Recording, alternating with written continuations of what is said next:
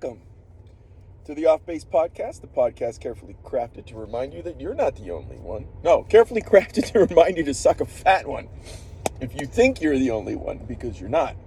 I'm not. I'm the Rocky Mountain no-name Jackass. It is 32 degrees. It is right where water freezes. 32 degrees Fahrenheit in the city of Aurora at 7:47 in the a.m. on 12/16/2021. Shaw time.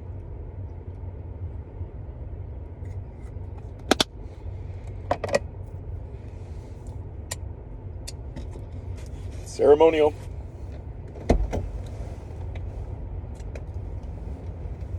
Ew. That is so disgusting. Yeah, I know. But what a way to wake you up. Get you going. Gets the people going.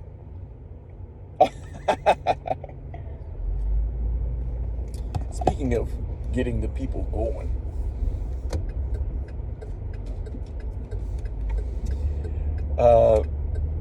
funny little story from last night. So, the kids and I'm trying to think when this started. I think back in 2018, when Netflix was streaming The Office.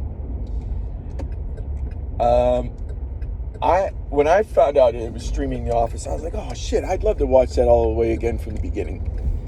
And I ended up doing so. But what I didn't know was that my stepdaughter was also streaming The Office and watching it. And when we found out that the other was doing so, well then we had a whole new stream of conversation that had opened up to us. And then my stepson had gotten into it, right, when she and I were about halfway into it, because we kept quoting Office lines. And, you know, you can't not laugh at the stupidity of Michael Scott at times, and just how funny Dwight Kurt Schrute and Michael played off each other. I mean, Steve Carell and Rainn Wilson, they just did a hell of a job keeping that relationship fresh and funny. And one of the best quoted lines in our house that we like to take advantage of from time to time was the infamous scene where Jim, who was hanging out at Pam's desk, this was before Jim and Pam got together, Michael came in and Jim coerced him into saying, "What's up, dog?" I think he said something to the effect of,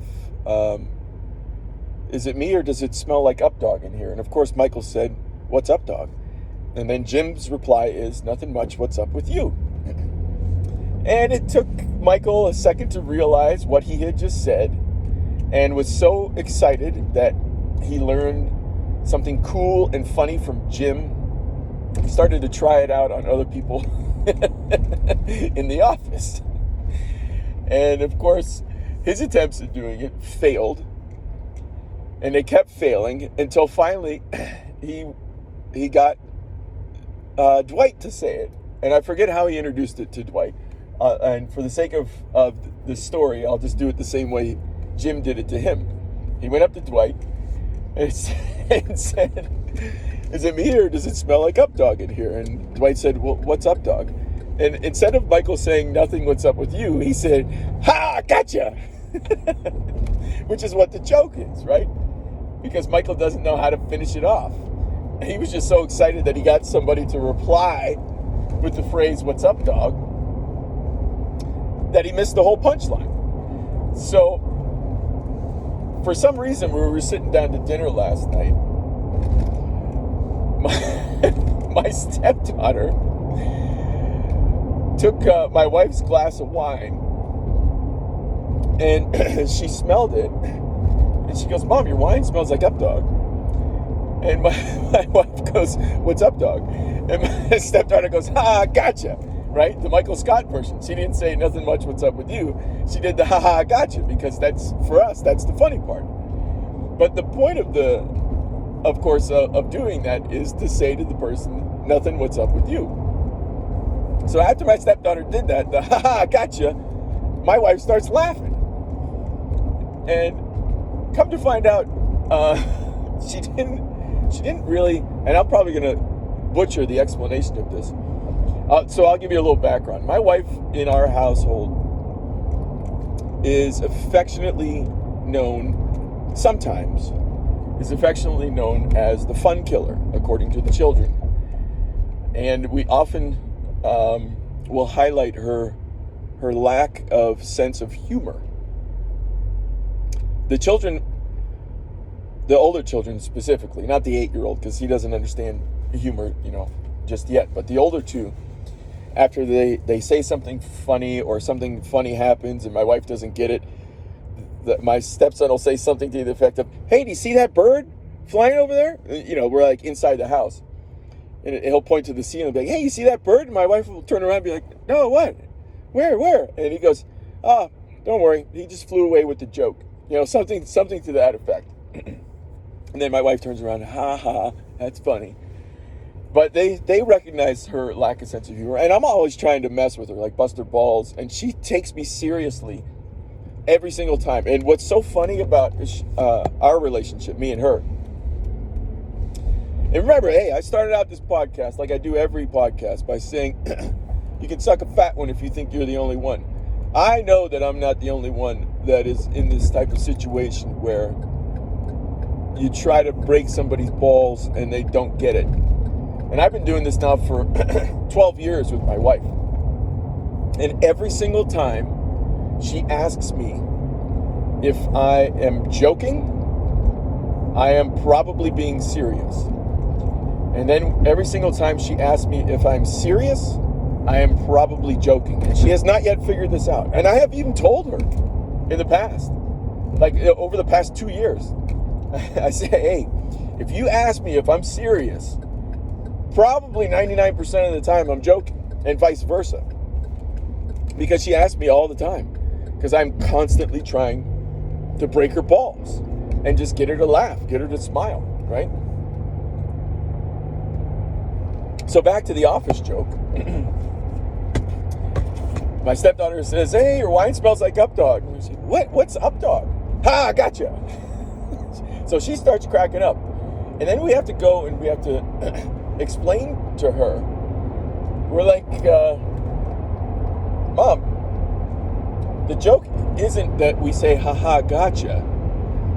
The joke is that it's supposed to be followed up with, nothing much, what's up with you? And she didn't get it. So I actually had to go over and get my phone and pull up the scene on YouTube from The Office where Michael does that. And we're saying to her, the reason why we end it by saying, haha, gotcha, is because Michael didn't get the joke. He doesn't get the what's up dog. So after showing it to her, after explaining it to her, she didn't get it. And she's like, what? It's funny. It's funny the way you guys do it right now. If I were to say, or if you were to say, nothing, what's up with you, it wouldn't be funny. And I said, oh, really? Watch this. Knock, knock. And she goes, who's there? And I go, ha, gotcha. I said, is that funny? And she then realized what was going on. And I love it when she gets to the point where she finally does recognize that something is funny and she can't even talk. She's laughing so hard. So after I busted that out to her, the knock knock, who's there, haha, gotcha, she lost it. I think her hair fell in her food.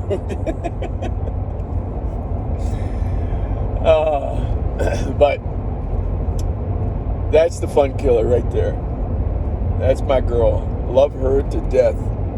That is one of the things that is probably most endearing about her, is that she doesn't get a lot of the jokes that me and the kids say. Haha, gotcha! The fun killer. Oh.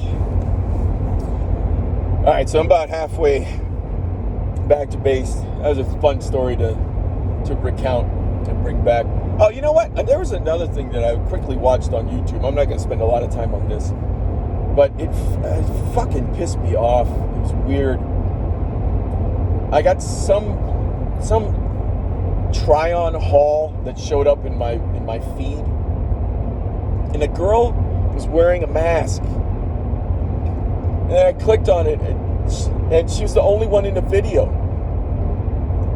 And I had a feeling she was the only one in the video, so I had to click it and see if there were like other people in the video that would warrant her wearing a mask during a try-on haul. I'm like, this is the dumbest fucking... I thought that we were past virtue signaling, but apparently we're not. Apparently, you know, what are we now? We're almost 2 years into this pandemic, and people are still... Like, I hated it when, like, sports figures, they'd be getting interviewed after the game, they'd have their mask on. I'm like, what the fuck? All these fucking reporters, they're like 20 feet away from you. You're sitting up on a balcony. What, are you going to spit down on them? Ugh. This drove me nuts. It's fucking annoying. But to have a try-on haul, you're the only one. And it looked like the try-on haul this girl was doing, she had the cameras, like no one was operating the camera because there weren't any like zoom-ins and zoom-outs. Like she was the only one there. Like, who are you protecting by wearing this mask? So fucking dumb. Ugh. All right, so we go from funny to annoying. Let's bring this back around. We need to move forward. All right, so coming up today, tomorrow's our big day. I got off tomorrow. I'm taking a day off, doing all the food shopping. Oh, I'm gonna get to that in a second. I'm gonna do all the food shopping, get all the food we need for the week as we head off to Vail to ski. Today I'm working. I'm gonna try to get a lot of presents wrapped. I've finished all my ordering of the presents, and what's funny is that a lot of our presents are gonna come to the house while we're away in Vail next week. So I asked our neighbors to just look for packages and pick them up for us. But the food situation, man, I can't fucking wait. Our commissary had, I mentioned this, I think the last 2 days, has a special going right now on prime rib for $7 a pound. Oh. And we got 9 of us going to Vail. When we come back, Christmas Eve morning, the next day, we're going to have 9 of us for dinner. 9 different people. Well, four different people. Because my sister-in-law is coming in for the skiing, and then they leave next Wednesday, I think. And then for Christmas, we're having a couple neighbors over, 4 different people. So I ended up getting 2 6-pound prime rib roasts at $7 a pound. Fucking deal of the year. Holy shit, I can't make the turn here. There's too many fucking cars coming both directions.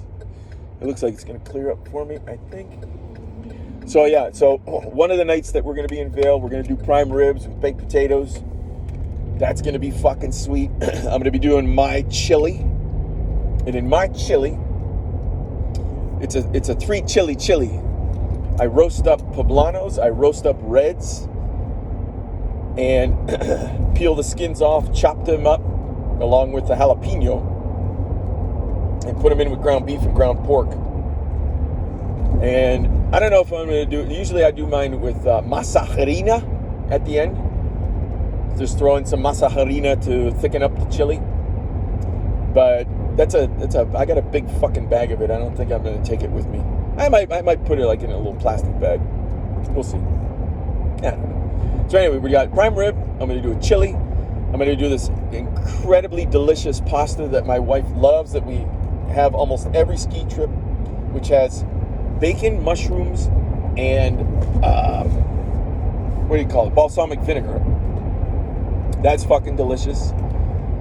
What was the other one that she wanted me to do? I forget what it was.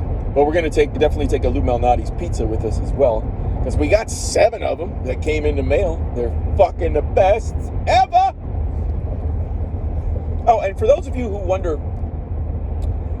why I do the New England accent, obviously I'm a fan of Bill Burr, who's from Boston. But I also went to school in Rhode Island. So I've actually been doing it for years as well. Because all the guys that I went to school with, Marky, come on, let's go to bar, kid. Let's go. Huh? So I'm used to the New England accent, and I love throwing it out there. Especially one of the ones that Bill Burr does a lot on his podcast is he'll quote Sean Penn from Mystic River. If you ever hear me say my stepdaughter, so when Sean Penn is freaking out, is that my daughter in there? Is that my daughter in there? Great scene, by the way. Depressing movie, depressing as hell. But that was a great scene. Anyway, here we go, making the turn back to the last street before we get on the base. To review again what we got going on today. I got all the presents that I'm going to try to wrap. I'm going to do a little bit more packing. I'm going to try to pack my stuff, my son's stuff, and my stepdaughter's stuff. My stepson, when he comes home, he's got to give me his clothes too, so I can pack him. Such that all we have to worry about is my wife. After I pick up the kids from school, we are going to stop by the outdoor rec center and get skis and boots and poles and helmets for my stepdaughter and for my son. And then my stepson and I are going to work out. We got our second workout of the week, and then we got a week off, and then we come back. We blast it for the remainder of 2021 and the first week of 2022, and then we're finished with phase 2. We will have attempted to find our maxes in the 5 basic strength training exercises, and then we will use that information to go into phase 3, which is going to be sculpting, where we'll still do the 5 basic strength exercises, but then we'll throw in some isolation exercises on specific muscle groups, like tricep extensions, tricep pull downs, bicep curls, starting to focus in on the more specific muscle groups rather than on overall power. But I can't wait to do it again because I talked about it, I think yesterday, maybe the day before. I found specifically in the deadlift which muscles are truly being activated in that move. I mean, I knew it before, but you start doing something over and over and over and over again, and all of a sudden you start to have breakthroughs. Routines are very powerful in that if you keep at it with the specific intent of trying to improve, all of a sudden you make breakthroughs. And you might make breakthroughs in lifting more weight, doing more reps, whatever.